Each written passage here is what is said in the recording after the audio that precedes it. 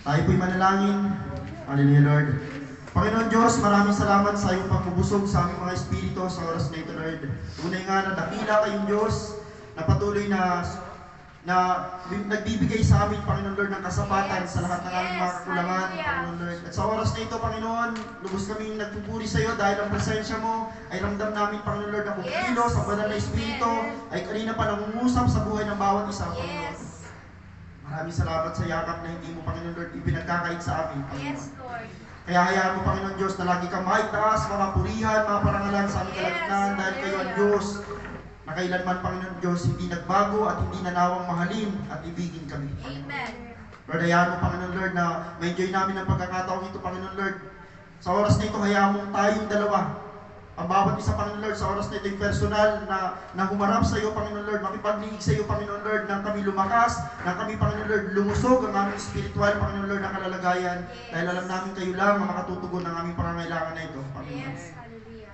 Salamat po sa mga awitin na naitaas na namin para sa iyo, Lord. Dalangin namin, nahipo namin ang iyong puso, Panginoon Lord. Na-touch namin, Panginoon Ogad, ang pinakadakong kabanal-banalan, Panginoon. Yes. Kaya namin din na sa oras na ito nararamdaman, Panginoon Lord, ang iyong pagmamahal, ang presensya, Panginoon Lord, na bumubuhos sa aming kalagitnaan. Panginoon, walang luhang nasasayang sa iyong harapan. Yes, amen. At maraming salamat dahil tinitreasure mo ang bawat luha, Panginoon Lord, na pumapatak sa mga anak mo. At ang mga luhang ito, Panginoon Lord, walang salita, walang boses, Panginoon, pero marami itong ibig sabihin. Yes. At naniniwala ako, Panginoon Lord, lahat ng luhang pumapatak sa aming mga mata ay basang-basa mo ang mensahe nito, Panginoon. Amen. Salamat. Lord, hayaan mo sa oras na ito, Panginoon Lord, yung aming buong puso, buong aming isip, Panginoon Lord, mailaan namin sa iyo.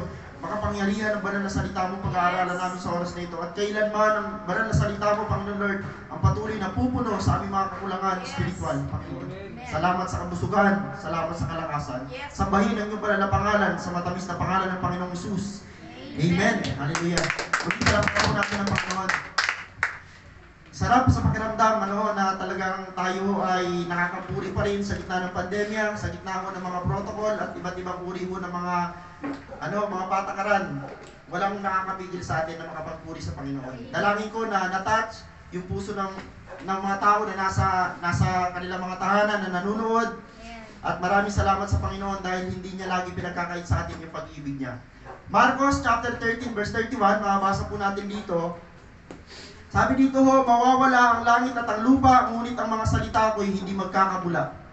Pag nangako ang Diyos sa atin, personal, purihin ng Panginoon, hindi pwedeng maglaho o pwede mawala ng kabuluhan dahil ang salita ng Diyos ay makapangyarihan.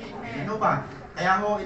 Kaya ini-encourage sa bawat isa sa ating mga magkakapatid na lagi tayo mag-aral ng salita ng Diyos dahil ang salita ng Diyos ay mabisa, makapangyarihan at nagbibigay sa atin ng kalakasan. Amen. Galatia chapter 6 verse 7. Ito ang mensahe natin pagbubulay-bulayan sa oras na ito. Doon sa may mga Biblia, sa mga tahanan mo na nanonood sa oras na ito, makipagbukas tayo sa Galatia chapter 6 verse 7. Ang mensahe natin, ito mababasa natin dito. Kung ano ang inasik ng tao, yun din ang kanyang aanihin. So ito malimit na natin marinig ito, maaaring parang sa pandinig natin, Pastor, sa ulong ko na yung verse na yan, pero sa oras na ito, bigyan natin ng diin ng isang mensahe. Ito ang pamagat ng mensahe natin, pinamagatan ko pong ani. Amen ho ba? Naniniwala ho ba kayong lahat ng mga ginagawa natin may ani?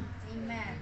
Kung alam natin sa sarili natin na lahat ng sakripisyo, lahat ng effort na ginagawa natin may ani, bakit ho kailangan natin malungkot? Bakit kailangan natin mapagod? Bakit kailangan natin manghina? Kung lahat naman pala ng ating gagawin ay may ani.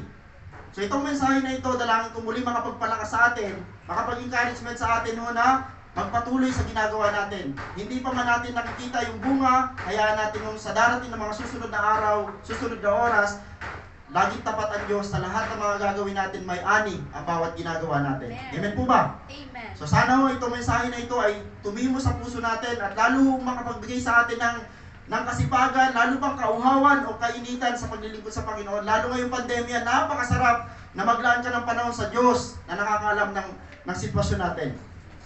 Balikan lang muna natin, Galatia chapter 6 verse 7, kung ano ang inasik ng tao, yun din ang kanyang anihin. Ang ani na pag-uusapan natin ngayon ay hindi ani ng mga puno o mga halaman na tinanim natin. Baka lang maisip natin, dahil ang iisip agad natin, pag patungkol sa ani, ano ang iniisip agad natin? Mga halaman. Alam niyo ba, ang sabi dito hindi lamang ito ang mga namumunga. Hindi lamang mo ang mga puno, mga halamang tinatanim natin na mga namumunga. Alam niyo bang may iba pang mga bagay na namumunga at ito yung mas mahalaga? Sabi dito, kundi mga ani ng ating mga pang-araw-araw na pamumuhay. Tandaan nyo, lahat ng mga ginagawa natin sa pang-araw-araw nating pamumuhay, mga kapatid, may ani po yan. Amen. Kaya sa oras na ito, kailangan natin mag-ingat kung ano ba ang ating mga tinatanim sa araw-araw ng mga ginagawa natin. So yung ani ng ating pag-uusapan ay ani ng ating mga iniisip. Tandaan nyo, ang ating isipan ay kaya mo magtanim ng isang bagay at kaya iingat ka, baka ang maani mo isang araw ay masama ho, sapagkat masama ang ating iniisip. Naniniwala mo ba kayo, nag-iisip lang kayo ng isang bagay, nakakapagtanim ka na ng isang bagay na masama o mabuti? Kaya mag-iingat po tayo ng mga iniisip natin. Amen. Magiging ani ho ng ating mga sinasalita at higit sa lahat yung ating mga ginagawa. Ang ani ho ay resulta, bubunga ng ating mga iniisip, sinasalita at ginagawa. Tandaan nyo ito, wala kang magiging ani o magiging bunga kung wala kang iniisip, wala kang sinasalita o wala kang ginagawa. Pastor, gusto ko yung wala akong ginagawa. Pag lahat ng mga bagay na gusto mo sa buhay mo, wala kang mapala, walang mangyari sa iyo, kapatid, ang advice ko sa iyo, huwag kang mag-isip. Huwag kang magsalita at huwag ka rin gumawa. Ang equal ho nun ay wala hong ani. Kaya ho sa oras na ito, ang ating focus dito ho, ay ito ho sabi ng Biblia. Ayaw ni Lord na wala tayong gagawin. Mga kapatid, ang Biblia, makabasa natin, ay puro utos, puro mga encouragement na kumilos tayo. Ayaw ni Lord ng tamad, ayaw ni Lord na umaasa lang tayo, ayaw ni Lord na wala tayong gagawin. Amen. Lucas chapter 6 verse 31, ito ang makabasa natin.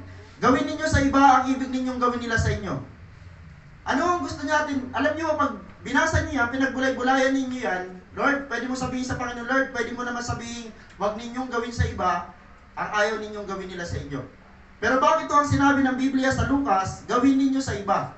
Ayaw ng Panginoon na wala tayong ginagawa. Alam niyo, isa sa pinaka naunawaan ko, pag ang sinabi dito ng Panginoon ay wag ninyong gawin, madali sanang gawin yon. Yung wala kang gagawin sa kapwa mo, wala kang gagawin sa ibang tao. Pero tandaan natin, ayaw ni Lord na wala tayong ginagawa. Kaya ang encouragement ng Panginoon sa atin, gawin ninyo sa iba ang ibig ninyong gawin nila sa inyo. Amen. Ganon din ang sabi sa Mateo chapter 7 verse 12a. Kaya gawin ninyo sa inyong kapwa ang ibig ninyong gawin nila sa inyo. Tanong mo ito, ayaw ni Lord na wala tayong gagawin. Bakit ho? Sapagkat, sabi ng Biblia, ayaw ni Lord na wala tayong aanihin. Amen. May mga tao, Pastor, pwede bang wala akong gawin? Pwede ba, Pastor, o Lord, pwede bang dito na lang ako? Pwede bang ganito na lang ang gawin ko? Tandaan niyo ho, pag may pinagagawa ang Panginoon, gusto niya makita yung bunga o resulta ng gagawin mo. Amen. Minsan ho, tayo napapagod sa mga ginagawa natin, pero hindi natin nalalaman o iniisip na lahat pala ng ating mga sakripisyo gagawin natin, tandaan natin ho, sa kasunod ng mga ginagawa natin, ay mayroong bunga o pag-aani na mangyayari sa atin. Ayaw ni Lord na wala tayong gagawin sapagkat ayaw ni Lord na wala tayong aanihin. Mga kapatid, yung pagpunta mo sa simbahan sa oras na ito, yung paglaan mo ng oras sa pakikinig ng mensahe, ay isang uri ng sakripisyo at isang uri ng paraan para makapagtanim ka. Itong gawain na ito ay para sa Diyos. Kapag nagtanim ka sa Diyos, sobra-sobra siya magbigay ng mga gantimpala at pagpapala. So ano ho ang ani? Ang ani ho ay mga bagay na babalik sa atin. Ito yung bunga ng mga ginawa natin. Tandaan nyo ho, ang ani ay babalik sa iyo. Okay. Sino dito mahilig magtanim? Amen. Pastor, wala pa rin akong ani. Tandaan nyo yung pagtatanim, minsan hindi, di ba nagtanim ka sa ganitong lugar, sa ganitong tao, tandaan niyo minsan hindi yung lugar, yung tao ang pag-aanihan mo. Malimit ganon. Kasi may mga time na akala natin yung pinagtamnan natin o ginawa natin ng mga bagay na mabubuti, yun din na magbibigay sa atin. Mali ho. Ang pagtatanim ho ay isang bagay ho na kailangan mong isipin na aani ka kahit kanino. Dahil ang Diyos ay gagawa ng paraan para ho mapatunayan niya yung mensahe natin pinagbubulay-bulayan. So balikan natin ang Galatia chapter 6 verse 7. Ito ang kabuuan sinabi sa Biblia. Huwag ninyong linlangin ang inyong sarili, ang Diyos ay di madadaya ni inuman. Kung ano ang inasik ng tao, yun din ang kanyang aanihin. Okay ho?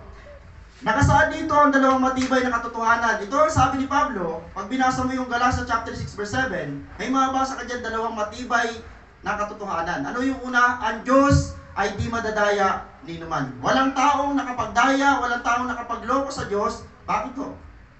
Balikan lang natin yung verse. Huwag ninyong linlangin ang inyong sarili, ang Diyos ay di madadaya ni inuman. Pwede nating dayain ang ating mga sarili, pwede nating dayain ang mga tao sa ating paligid, pero may isang Diyos na hindi mo pwedeng dayain o lokohin. Amen. Bakit daw ho? Sabi dito, sapagkat ang Diyos, alam niya ang lahat. Amen. Ito ang mga verse. Alam niya ang ating iniisip, alam niya ho ang ating hong nararamdaman. Ang sarap sa Diyos, kung ang Diyos na tinatawag mong Ama, ay alam yung iniisip mo. Sabi ko sa inyo kanina, lumuluha lang ang iba sa atin nagpupuri. Ang dami na mo nitong ibig sabihin sa Diyos. Di ba ho tayo minsan, ang ganda ho ng isang beses ho na post sa Facebook, luha lang nakalagay dun sa papel, pero ang dami ng ibig sabihin noon. Minsan mas maganda pa o mas matindi pa yung impact ng luha kaysa sa dami mong sasabihin sa Panginoon. Kagaya ni Ana. Nakita siya ni Eli, si Ana ho parang ang dami, parang akala ni Eli, gumagano-gano lang yung bibig niya, pero lumuluha si Ana. Pero grabe yung impact sa Diyos noon. Tandaan ninyo ho, ito ang sabi ng Biblia, ang Diyos, basta niya ang ating iniisip, basta niya rin ho ang ating nararamdaman. Awit pa na, sabi dito, awit 44 verse 20 to 21, kung ang pagsamba sa Diyos, kusa naming itigil, at sa ibang Diyos, doon kami dumalangin. Anong sabi ng Biblia? Ito'y iyong mababatid. Kapatid, pwede kang napunta sa simbahan, tumutugtog, nagpupuri sa Panginoon, pero iba yung iniisip mo. Iba yung hinahandugan mo. Sa Panginoon, walang maililihim. Amen. Tama po ba? Lalo pa ngayon, uso na ang online. Pwede tayong umawit sa Panginoon. Gagandahan natin yung ating tugtugan, gagandahan natin ang ating boses para mapa-impress yung mga tao manonood. Minsan, hindi na sa Diyos. Tama po ba? Kaya sabi ng Biblia, kung ang pagsamba sa Diyos ay kusa naming itigil at sa ibang Diyos, doon kami dumalangin, ito'y iyong mababatid. Walang lihim sa Diyos, mga kapatid. Amen. Pagkat sa iyo'y walang lihim, sa iyo'y walang lingid, na isipan at damdamin. Sa oras na ito, alam ng Panginoon kung sino ang nandito ngayong mga anak niya, bigat na bigat at maraming alalahanin. Kapatid, kung sa sarili mo, ramdam mo, Lord, bigat na bigat ako ngayon, yung isip ko, ang dami kong iniisip, yung pakiramdam ko, Panginoon, para wala akong kakampi. Ilapit mo sa Panginoon dahil may Diyos na nababasa ang isip at damdamin mo, kahit hindi mo sabihin sa iba. Amen. Diba minsan ang pakiramdam natin, Lord, lagi lang akong walang kasama, nag-iisa lang ako, pakiramdam mo lang yun. Dahil may Diyos na hindi kailanman nagbago ng turing sa atin. Amen. Awit 139 verse 1, sabi dito, ako ay iyong siniyasa at batid mo ang aking buhay. Ito, mas matindi. Alam ni Lord ang buong pagkatao natin. Amen. Di ba, ulitin ko lang sa inyo, tayo mga tao, pwede tayong magkunwari sa harap ng ibang mga tao, pero sa harapan ng Diyos, wala tayong maikukubli sa harapan ng Panginoon sapagkat kilala niya ang ating buong pagkatao. Mga kapatid, pinili tayo ng Panginoon, hindi dahil magagaling tayo, mabubuti tayo, kundi alam ng Diyos ang ating buong pagkatao na binago ni Jesus. Amen. Yun ang pinakamasarap na pakiramdam na naramdaman natin simula nung nakipag-isa tayo sa Panginoon. Ulitin ko lang alam ni Lord ang buong pagkatao natin. May mga taong hindi tanggap ang ating pagkatao, pero bakit ikaw tinanggap ka ng Panginoon, kinuha ka ng Panginoon, dahil alam ng Panginoon, sa pamagitan ni Kristo na tinanggap mo, mababago ang buong pagkatao natin. Amen. Okay, balikan natin. Ang Diyos ay di madadaya ni numan sapagkat alam niya ang lahat. Pangalawa, walang nalilihim sa Kanya. Kung alam ng Diyos ang lahat ng naiisip at damdamin natin, lalo tigit sa lahat, alam ng Diyos ang mga lihim natin. Sino dito yung mga sikreto? Ano sabi sa Lucas? Walang sikreto, walang lihim na hindi mabubunyag at walang sikreto na hindi malalantad. Ganun ho katindi ang kapangyarihan ng Diyos. Okay, balikan natin ang awit 139 verse 1. Ako ay iyong siniyasa at batid mo ang aking buhay. Ang lahat kong lihim, Yahweh, ay tiyak mong nalalaman. Okay ho, walang lihim sa Diyos na hindi niya alam. Alam ng Diyos, at ang sabi ng Biblia, tiyak. Grabe ano, isipin nyo, alam ng Diyos ang ating lihim, at sure ang Diyos, tiyak na tiyak ng Diyos kung ano yung ating mga sikreto. Naalala nyo yung patutuo ni Daniel? Mayroon nagpunta sa kanya na nanaginip, si Haring Nabucodonosor, at itong hari na ito, kakaiba ho ang kanyang sabi sa mga propeta. Ang sabi niya sa mga propeta, ganito ang gagawin natin. Kung talagang mga propeta kayo, kinakausap kayo ng Diyos, bakit hindi niyo muna sabihin ng napanaginipan ko at nang mapaliwanag yung panaginip ko? Sabi ng mga propeta na nandoon, mga propeta o na hindi propeta ni Yahweh, mahal na hari, walang ganung tao. Pero ang sabi ng Biblia, sabi ni Daniel, sa Diyos walang nalilihim. Amen. So yung lihim ho na inilihim ni Haring Nabucodonosor na panaginip niya, isinangguni ni Daniel sa Diyos, Panginoon, i-reveal mo sa akin yung lihim na panaginip ni Nabucodonosor at ni-reveal ng Diyos at pinaliwanag ni Daniel. Mga kapatid, kung may mga lihim na namumuo sa ating isip at puso, tandaan ninyo, kung naililihim mo yan, ibubuko ka ng Diyos. Amen. Nakakahiya pag kayo mga nililihim natin ay masama. So, tingnan mo natin dito. Kung ang pagsamba sa Diyos Kusa namin itigil at sa ibang Diyos, doon kami dumalangin. Balikan mo natin ito, ito iyong mababatid pagkat sa iyo'y walang lihim. Ulitin ko lang mo, walang nalilihim sa Diyos. Wala hong nalilihim sa Diyos na meron no tayo. Pangalawa ho na nakasaad dito ang dalawang matibay na katotohanan. Pangalawa ho na katotohanan na hindi natin pwede madaya. Kung ano ang itinanim ay yun din ang aanihin. Pwede natin ilihim ang ating mga itinatanim, pero bunyag ka ng Diyos, ano pag-aanihin. Sabi ng Biblia ho, walang, kung ano ang itinanim, yun din ang aanihin. Maraming mga kabataan, naglihim ng mga relasyon nila, bubunga at makikita ang bunga. Ang dami na hong napatunayan. May isa kami kabataan, sabi namin dati, lalaki po ito, bro, baka may ginagawa ka mali. Sabi niya, wala pastor. Ayun, may tumubong malaki. Totoo.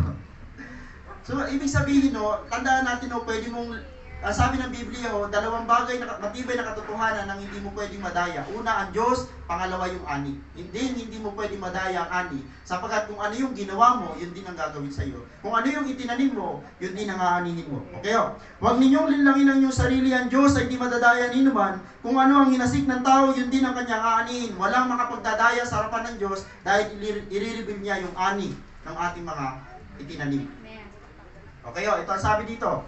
Lahat ng ating mga ginawa ay siguradong may bunga na babalik din sa atin. Kaya mga kapatid, sa Panginoon, ini-encourage ko kayo na kung ano man yung itatanim ninyo, siguraduhin yung gusto nyo yung ani. Pastor, gusto ko mag-ani ng ganito. Alam niyo, napakaganda ho ng senaryo dito eh. Ang sinasabi dito ng Panginoon na kung ano yung gusto mong mangyari sa buhay mo, kung ano yung gustong anihin mo, yun ang itanim mo. Napaka-basic, napaka-basic. Mateo chapter 7 verse 17a, nagbubunga ng mabuti ang bawat mabuting punong kahoy. Sana huwag niyo itong kakalimutan. Mga magulang, kung pakiramdam nyo sa sarili nyo, mga mabubuti kayong magulang, magtiwala kayo, yung mga anak nyo lalaking mabuti. Sapagkat kung ano ang puno, siya ang bunga. Nagbubunga ng mabuti ang bawat mabuting punong kahoy. Tingnan natin dito ang sabi. Balik pa rin tayo dun sa mensahe na kung ano ang itinanim ay siya mong aanihin. Sabi dito, mga taong nagtanim o gumawa ng mabuti, na umani rin ng mabuti. May kilala ho ba kayo sa Biblia na may ginawa siyang kabutihan at umani rin siya ng mabuti mga bagay? Ito, una, si Rahab. Si Rahab ay isang masamang babae. Paano ko nasabi yung masamang babae? Si Rahab ay isang patutot. Alam niyo yung patutot? Nagbebenta siya ng panandaliang aliw. Pero ginamit siya ng Diyos. Ang Diyos hindi namimili ng gagamitin. Minsan ang ginagamit ng Diyos, yung mga tao pang pinaayawan ng mga tao. Bakit to? Para ang Diyos ang mapapurihan sa kanyang buhay. Minsan ang pinipili ng Diyos, yung mga taong talagang pinaka-aba sa lahat sa paningin ng mga tao para mapapurihin ng Diyos sa kanyang buhay. Si Rahab na isang maruming babae, isang babae nagbebenta ng aliw, ng panandaliang aliw, pinili ng Diyos ho. At ang sabi dito, si Rahab ay nagpatuloy at nagkubli ng dalawang spy. In English ko na ho kasi ang spy sa Tagalog ay tik-tik. Mga gustong-gustong pag-usapan ng mga tik-tik. Si Rahab ay nagpatuloy at nagkubli ho ng dalawang spy. Ano ang nangyari kay Rahab? Ito ho, nung sasalakayin na ng mga Israelita, ang lugar ho ng Jericho, isipin nyo kay Rahab sila nakituloy. At kinubli ang mga spy ni Rahab at dahil sa ginawa ho niya, nagpatuloy siya at nagkubli siya. Ang ginawa ho ng mga Hudyo nung panahon na nasakop na nila ang Jericho, hindi nila nakalimutan si Rahab. Ano nangyari? Si Rahab ho ay isinama ng mga Israelita sa kanila mismo. Sinama. Kasama ng kanyang buong pamilya. Isipin nyo, si Rahab ho ang nanindigan, si Rahab ho ang gumawa ng mabuti, pero buong pamilya nyo umani ng kabutihan na ginawa niya. Hindi lang siya kinupkup ng mga Israelita, pinaramdam pa ng mga taga-Israelita, mga Hudyo, na sila'y kasama na sa pamilya. Nag-aani ho ng mabuti ang mabuting ginawa natin. Si Rahab na nagpatuloy at pagubli sa dalawang spy, ay pinatuloy ng mga Israelita, hindi lang siya kinubli, inari nilang kapamilya. Next yung babaeng balo. Yan. Isa sa pinakasikat ho na mabasa natin sa unang hari, yung kwento ho ng babaeng balo na nagpakain ng propeta. Sinong propeta yan? Si propeta Elias. Noong time na yon, sabi ng Diyos, pumunta ka sa lugar ng Sarepta, doon ay may inutusan akong babaeng balo. Isipin nyo ho, pinakausap ng Diyos yung mga taong walang-wala na. Mga kapatid, sino dito yung walang-wala na? Walang-wala ka na, tapos kakausapin ka pa ng Diyos, ibigay mo yan. Noong isang araw may nagkwento, sakto lang to, Sabi niya, may nagbigay daw sa kanya, praise God, sabi niya, Lord, panggas na to. Panggas na, pero may parang nakasalubong siya, o may parang ramdam niya sa sarili niya na umusap ang Diyos na bigyan yung magnanay. Isipin niyo yung panggas niya, ibibigay niya pa doon. Minsan ang kinakausap ng Diyos minsan ay yung mga tao walang-wala na. Yung kakarampot na lang, yung last mo na lang. Bakit to? Para i-challenge ka ng Diyos kung talaga bang nagtitiwala ka sa Kanya. Amen. Minsan ang dali yung, di ba, magbigay. Sino dito yung palabigay? Sino yung giver dito? Madali magbigay kapag sagana at marami ka. Paano kung kakarampot at yun na lang? Sa Biblia, yung babaeng balo, sabi ng babaeng balo, lingkod ng Diyos, huli na ho ito. Pagkatapos nitong kakainin natin, patay na kami. Pero sabi ni Elias, inutusan ako ng Diyos na pumunta sa lugar ninyo at nangako ang Panginoon na hindi ka magkukulang at hindi mauubos ang harina at langis sa iyong takalan o sa lagayan mo. Yung babaeng balo na nagpakain kay Propeta Elias na nagtanim ng mabuti, nakaani ng sobrang kabutihan mula sa Diyos. Hindi ho natuyuan at hindi ho naubos yung harina niya hanggat hindi nawawala yung tagutom sa lugar nila. Hindi ho natuyuan yung langis. Ganun ho kabuti ang Diyos na meron tayo. Mga kapatid, kung ikaw ay nananawa na magtanim o gumawa ng mabuti, isipin mo kung ano yung magiging resulta nito sa mga susunod na araw. Yung babaeng balo, huli na. Diba ho, nakakasawa na magbigay. Sabi ko, Lord, alam nyo, nung nakaraang araw, sabi ko, Panginoon, mga tither po ang mga tao sa simbahan namin. Nagtatay sila, nagbibigay sila ng para sa iyo. Ngayon sila naman ang humihiling sa iyo. Tandaan nyo, hindi ang pastor ang nangako sa mga nagbibigay sa simbahan. Anong sabi? Diyos ang nagsabi. Magbigay kayo at kayo bibigyan, hustong takal, siksik, liglig at tumangapaw pa. Pag nagbigay kayo sa Diyos, nagbigay kayo sa gawain ng Panginoon, walang pananagutan ng pastor, Diyos ang mananagot sa inyo. At patutunayan nyo ng Diyos, kung ang pastor ho kaya magsinungaling, ang Diyos hindi kaya magsinungaling. Ang Diyos iba ho pag nangako. Ang sabi ng Panginoon, ng propeta ho, ni Elias, sabi sa babaeng balo, huwag kang mag-alala, iluto mo yan, kakainin natin yan, pakiramdam mo, last nasaing mo na yan, pero habang may tagutom, hindi ka mauubusan. Iba ho ang Diyos pag nagpala sa mga tao may tiwala sa Kanya. Pwede po bang palampakan natin si Lord? Nagbubunga ng mabuti ang mabuti. Kung pagod ka lang gumawa ng mabuti, gumawa ka pa rin ng mabuti, kapatid. Pastor, gumawa na ako ng kabutihan, pero parang ang sama ng binabalik sa akin, tandaan mo, hindi mo yun ani. Hindi mo pa nararanasan ang ani mo, dahil kung mabuti ang ginawa mo, mabuti ang ani mo. Okay, isipin natin yan ha. Okay, Mateo chapter 7, verse 17, hindi mo natapos doon ang verse. Kanina ang binasa natin ay Mateo chapter 7, verse 17a.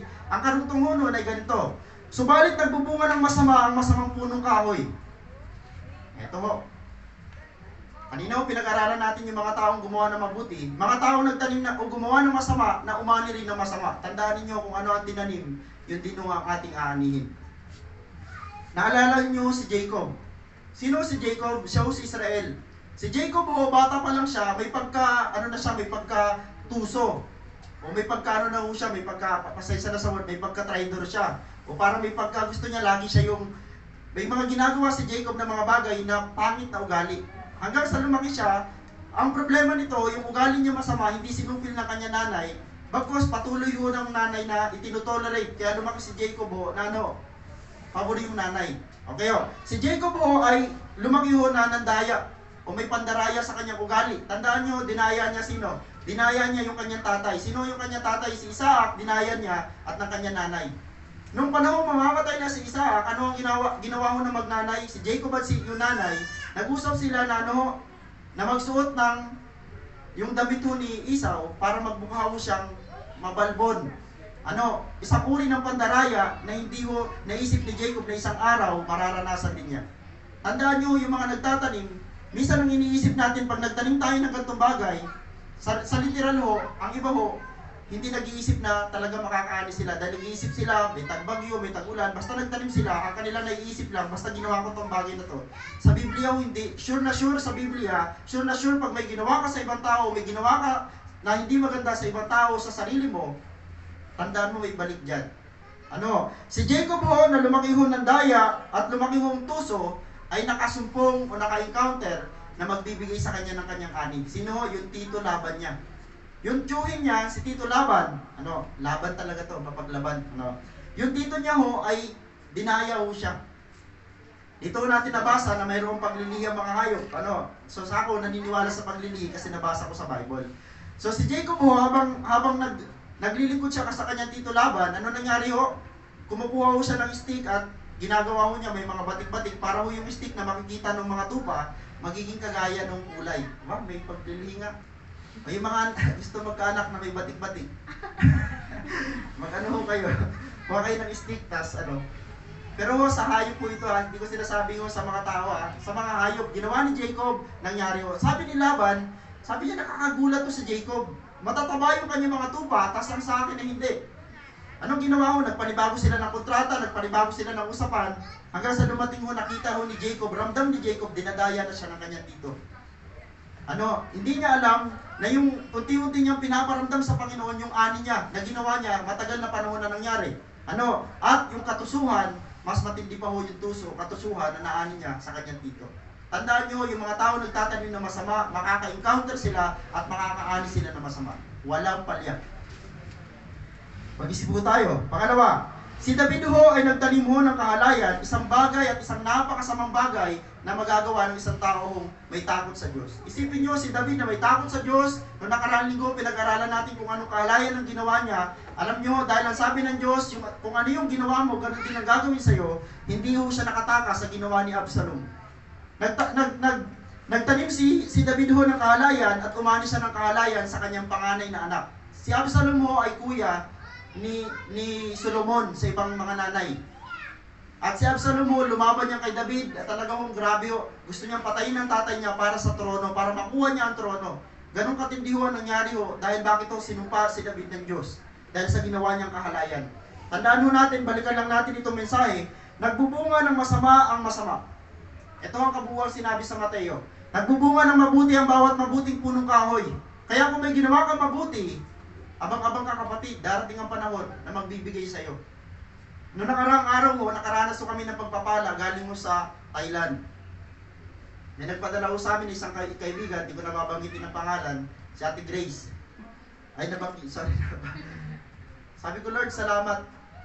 Isipin nyo, nagpipray lang kami mag-asawa. Panginoon, pandemya ngayon, yung aming mga kapatiran, nangangailangan din personal. Kaya alam naman namin, ang simbahan, limitado ho ng pagpapala. Pero ang Diyos ho, nasagana mula sa langit, kaya kumausap ng mga tao kahit nasa ibang lugar. Dinadalan ho kami mag-asawa noong nakaraang araw. At sabi ko doon sa kaibigan namin, maraming salamat kasi pinapakinggan mo yung tinig ng Diyos. Sabi niya, ang sarap sa pakiramdam na sumusunod sa utos ng Diyos. Sabi ko sa kanya, hindi ko personal na nasabi sa kanya, isip-isip ko, gagantihan kita. Kumanda ka. Darating ang panahon, gagantihan kita. Siguro baka matakot ano yung ganti mo, pastor? Hindi, sabi ko lang sa kanya, darating ang panahon, kami naman ang makakabawi sa'yo. Bawian niyo yung mga tao nagbigay sa inyo ng mga blessing. Huwag niyo bawian yung mga tao na gumawa sa inyo ng masama. Sabi ng Bible, gantihan niyo ng mabuti ang gumawa sa inyo ng masama. Huwag niyo nang gantihan ng masama yung masama. Paubayan na natin sa Diyos yun. Hayaan natin, iganti na lang natin sa mga masasama yung mabuti. Padala natin sila ng pizza kung mayroon tayong pera.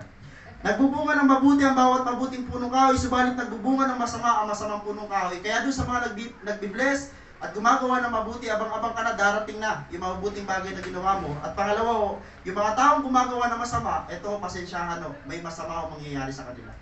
Tanim at ani ang mensahe ng Panginoon. Paalala, lahat ng ating mga itinatanim at itatanim, ito ay may mga ani. Masama man ito, mabuti, hayag man ito, ulihim, sinigurado ng Diyos, anak, may ani ang lahat. Bakit to? Sabi dito, Diyos ang gaganti ng mga ito. Ang hayag at lihim nating mga ginagawa ay ang Diyos ang maghiganti o gaganti. Sabi dito, Mateo chapter 6 verse 4, 6 and 18. Ito ang sinasabi diyan, pare-pareho na sinasabi. At gagantihan ka ng iyong amang nakakita ng kabutihang ginagawa mo ng lihim. Maaaring wala nakakita, pastor, may binigyan akong tao, may bless akong tao, pero wala nakakita, kasi uso na ngayon sa panahon natin ngayon, anong ginagawa ng mga taong tumutulong? Binibidyohan. Parang vice versa, ang pakiwari nila, pastor, bibidyohan ko to, hindi naman masama ang video na to, kasi para vice versa, kami naman ay mapagpala. Ngayon, uso na ho yung nagbibigay, tapos pinipicturan o binibidyohan. Pero ang sabi ho dito, gagantihan ka ng iyong amang nakakita ng kabutihang ginagawa mo ng lihim. Kung ang Diyos ay gagantihan ka ng mga lihim na ginagawa mo, tandaan nyo, okay lang na hindi ka magantihan o hindi ka mabless ng mga tao na ginawan mo na mabuti. Nangako ang Panginoon. Okay ho, malapit na ho tayo. Babala. Nandito ho tayo sa babala. Ano man ang iyong inilihim, masama man ito o mabuti, ito ang masama mangyayari. Hayag kang parurusahan at pagpapalain ng Diyos. Pastor, may inilihim akong masama. Kapatid, pasensyahan tayo. Kung nilihim mo ang isang bagay na masama, ito ang sinigurado ng Diyos. Hayag kanyang parurusahan. Pastor, may inilihim akong mabuting ginawa ko. Kapatid, good news. Nilihim mo ang mabuting ginawa mo sa iba, hayag ka ng Diyos na pagpapalain para makita ng buong mga tao sa paligid mo. Ganito ang sabi sa Awit chapter 90 verse 8. Yung aming pagsalansang sa harap mo ay nahahayag. Ulitin ko lang o, lihim naming kasalanan ay kita mo sa liwanag. So yung lihim natin na ginagawa sa dilim o ginagawa ng lihim sa Diyos ho, kita daw sa liwanag. Amen. Mga nanay, yung medyo kabado sa asawa, walang lihim sa Diyos. Amen o. Yung mga sino dito may mga kasintahan. Ayan. Wala akong lihim sa Diyos. At lahat ng ating kasalanan ay kita ng Diyos sa liwanag. Okay, sabi dito ho, 2 Samuel chapter 12 verse 12, ito mga basa natin. Ginawa mo ito ng lihim, hayag kitang parurusahan at makikita ng buong Israel. Tandaan nyo si David. Si David na gumawa ho ng masama, na wala ho nakakaalam maliban sa kanya. Ano ang sabi ng Panginoon? Ginawa mo ito ng lihim, hayag kitang parurusahan. Diba, nakakahiya. Lord, ginawa ko ito, Panginoon. Yung masamang ginawa mo ng lihim, ang sabi ng Panginoon, sinigurado niya, tulad ng ginawa niya kay David, lihim mong ginawa ang bagay na yun, hayag kitang parurusahan at makikita ng buong Israel. Ulitin ko lang mo, sabi dito ho, kaya pag-isipan mong mabuti ang mga ginagawa mo. Pastor, ayoko mapahiya isang araw. Kung ayaw mo mapahiya, gumawa ka ng mga bagay para itanyag ka ng Panginoon at parangalan ka niya. Ano ang susi? Gumawa tayo ng mga bagay na mabubuti. Tandaan, ayo, ito malapit na talaga tayo. Sabi dito ho, tandaan may panghabang buhay ng mga ani, bunga ng ating mga dalawang bagay ho. Sabi dito, may panghabang buhay ng mga ani, bunga ng ating pagsunod at pagsuway. Ito ho, dito tayo mag-focus. Alam niyo ba yung ating pagsunod at pagsuway ay may panghabang buhay na consequence po ang mga yan. Ano ang pagsunod? Ang habang buhay ho na mangyayari sa atin, na magiging bunga natin habang buhay, kung tayo marunong sumunod sa Diyos, sabi dito, buhay na walang hanggan. Pastor, sumusunod ako sa Panginoon kahit ang hirap na. Pastor, kahit parang nakakasawa na, sumusunod ako sa Diyos. Bakit to? Dahil alam natin may habang buhay na ani na wag mo sanang mamiss. Ang pagsunod ho ay sabi dito, ang pagsunod ho ay may buhay na walang hanggan na ani. Subalit ang pagsuway naman ho ay kamatayang walang hanggan na nakahanda ho sa mga taong susuway sa Panginoon. Ano ibig sabihin ng kamatayang walang hanggan? Hiwalay sa Diyos habang buhay. Amen, no? Ang mga ito ay nasa ating pagpapasya. Binigay na ng Diyos ang pagpapasya sa ating mga kamay. Kasi ang buhay na walang hanggan ay regalo. Tandaan nyo, ang buhay na walang hanggan ay regalo. Hindi ka nagpapago sa krus, hindi ka nagpakabait o nagpakabuti para humaligtas ka. Tandaan mo, ang kaligtasan ay regalo ng Diyos. Andyan na yan. Kaya alam mo, ang requirements ng Panginoon, panaligan mo, sundin mo yung sinasabi ng Biblia. Ang pagsunod ay may buhay na walang hanggan, subalit ang pagsuway ay mayroong kamatayang walang hanggan. At itong mga bagay na ito, ang atin nung tatamasahin habang buhay. Kaya mag-isip po tayo na mabuti. Kaya ang hamon sa atin bago tayo mag-pray, Galatia chapter 6 verse 9, ito ang ating hamon. Kaya't huwag tayong magsawa sa paggawa ng mabuti, sapagkat pagdating ng takdang panahon, tayo mag-aani kung hindi tayo magsasawa. Maaaring nakita ng Panginoon yung ating mga puso at pakiramdam sa oras na ito. Pastor, may mga pakiramdam po kami minsan na talagang sawa na, suko na kami, pero ito muli nagpapaalala sa atin ng Panginoon, kapatid, kung suko ka na, isang bagay huwag na huwag mong susukuan, yung gumawa ko ng mabuti. Unang hamon, huwag tayo magsawa sa paggawa ng mabuti. Pangalawang hamon, huwag tayo magsawa sa pagtatanim ng kabutihan. Ugali pa rin mo dito ang ating inaasahan na paiirali natin. Huwag tayo magsawa sa paggawa ng mabuti, hindi lang sa ating pamilya, hindi lang sa ating kapwa, sa lahat ng mga taong pwede natin makasalamuha, at huwag tayo magsawa sa pagtatanim ng kabutihan. Sa panahon na ito, sa totoo lang, ang dali na magtanim ng kabutihan. Mag-share ka lang, isipin mo wala ka naman ang inabot sa kanya pinansyal. Mag-share ka lang mo through online, through social media. Mag-post ka lang ng isang bagay na nakabuti sa kanya, nakatulong ka na. At kahit yung bagay na yun ay mayroong ani sa harapan ng Panginoon. Dahil sa takdang panahon, ulitin ko lang huwag tayo magsawa sa paggawa ng mabuti, pagtatanim ng kabutihan, dahil sa takdang panahon, tayo ay, Ito ang mensahe ng Panginoon sa oras na ito. Tayo ay may-ani. Pwede po ba natin palakpakan ng Panginoon? At minsan pa po tayo ay umawit sa Panginoon ng isa pang espesyal na awitin para po sa Kanya bago tayo tuluyan hong mag-close sa ating panalangin. No?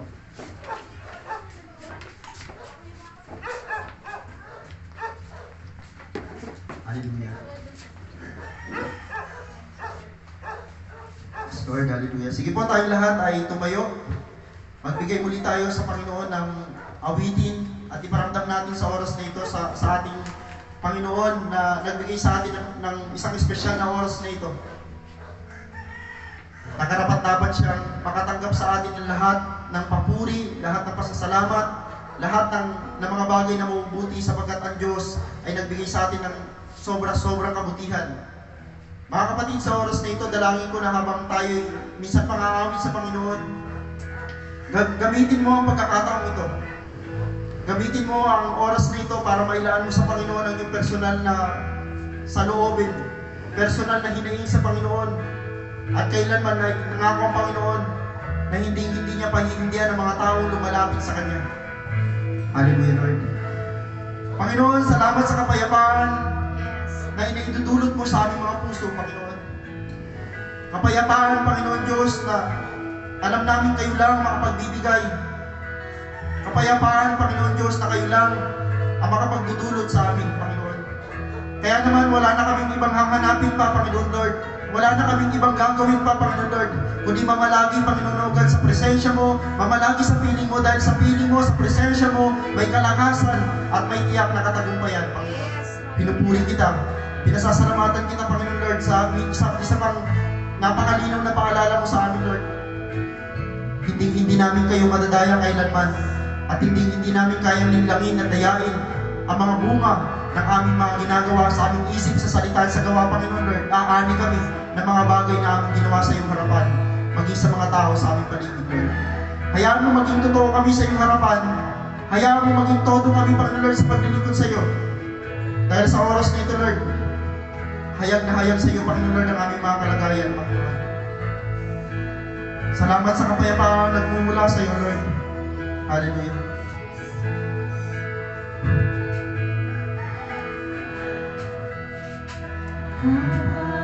Kapayapaan nagmumula sa iyo. Yes, Lord. Purihin ka, Panginoon. Kaligayahan nakabit sa piling mo. Isan pa. Salamat sa kapayapaan na nagmumula sa iyo, Panginoon. Kapayapaan nagmumula sa iyo. Purihin ang iyong banal na pangalan, Panginoon.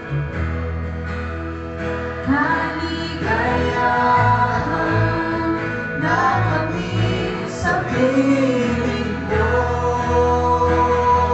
Wala nang hahanapin pa. Wala nang hanapin pa. Wala nang hanapin pa. Kundi mamalagi sa piling mo,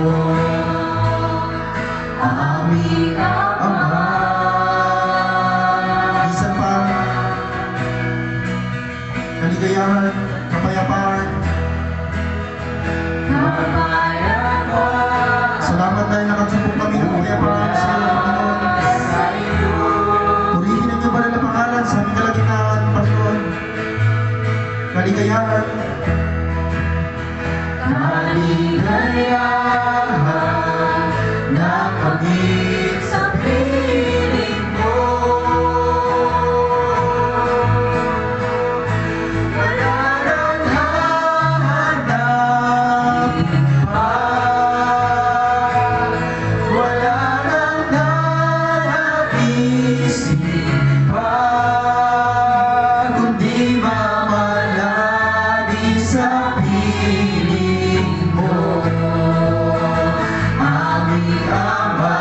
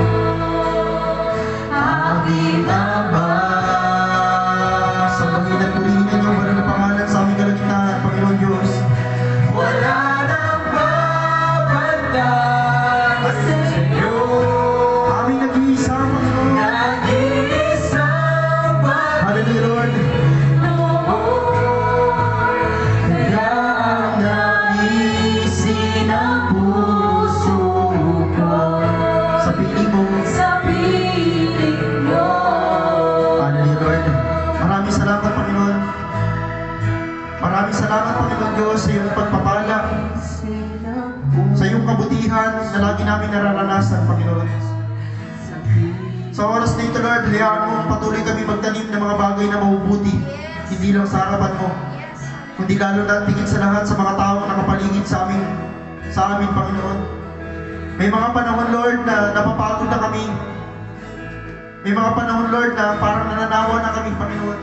Nagawa ng mabuti ang ibang tao, gumawa ng mabuti, pero Lord, salamat sa mensahe mo dahil sa oras na ito. Pinatunayan at pinangako mo, Panginoon, Lord, sa mga tao walang sawang nagtatanim ng kabutihan, gumagawa ng mabuti, Panginoon, O God.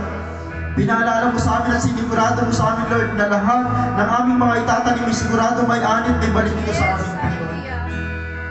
Purihin ka, Panginoon Diyos. Sa lahat ng mga anak mo na narito, Panginoon Lord, dalangin ko lalo pa kami magpakasipag, lalo pa kami magumapoy sa paglilingkod, pagbibigay sa iyo, Panginoon Lord, ng aming paglilingkod, Panginoon. Kahit dumarating minsan, Panginoon Lord, pagkapagod, dumarating minsan kami, Panginoon Lord, sa panlalamig, Panginoon Lord, maraming salamat dahil ikaw ang Diyos na buhay, na laging nagre-rescue sa amin, Panginoon Lord. Nagre-restore na ang aming kasiglahan espiritual. Kayo ang Diyos na nagbibigay sa amin ng kalakasan espiritual, Panginoon Lord, para muli namin magampanan ng mga bagay na dapat ginagawa ng mga anak mo dito sa sanlibutan. Lord, hindi kami magsasawang gumawa ng mabuti. At hindi kami magsasawang magtanim ng kabutihan sa iba, Panginoon Lord. At hayaan mo, Panginoon Lord, na buong isang linggong ito, Lord, maalala namin, Panginoon Lord, na itong mensahe mong ito, Panginoon Lord, isang matibay na katotohanan na hindi namin makakalimutan, Panginoon Lord. May Diyos na hindi nakakalimot at may Diyos na hindi madadaya ng lahat.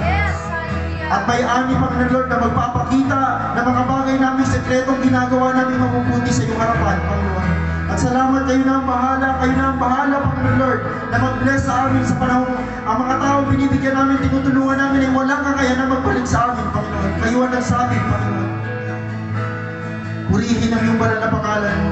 Lord, salamat sa espesyal na araw na ito, Lord. Dalangin kong umabot, Panginoon Lord, sa lahat ng mga may pandinig, sa lahat ng may mga oras at naglaan ng panahon sa iyo sa oras na ito, Lord. Dalangin kong maramdaman nila, ma-appreciate nila ang mensahe mo sa oras na ito, na nagpapaalala sa amin, tumuloy lang kami at tuloy-tuloy kami gumawa ng mga bagay na ikalulugod mo, Panginoon Lord. Sa iyo ang pinakamataas na papuring pagsamba, Panginoon Lord, sa oras na ito. Maraming salamat, Panginoon. Sa pangalan ni Jesus.